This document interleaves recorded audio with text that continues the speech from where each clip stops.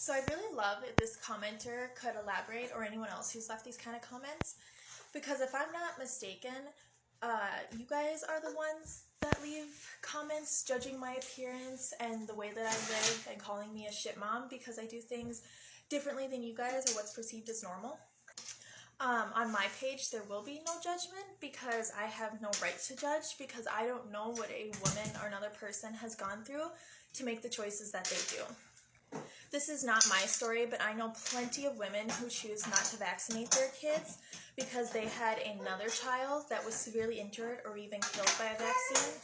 I know plenty of women that choose to birth at home because the hospital is the reason that they didn't get to leave with a baby in their arms.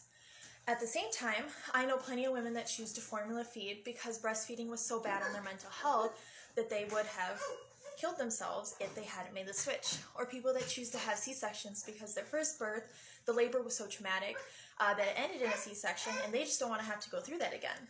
On my page, I'm going to share my opinions, my thoughts, the way that we choose to raise our kids and live our lives because I want other moms and women and just people to know that you don't have to do exactly what the rest of society does.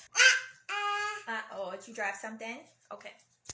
And let them know that if what they're doing isn't working, there are alternatives that are just as safe and effective and healthy for your children and your family. And they can still thrive even though you're not doing exactly what society tells you to do.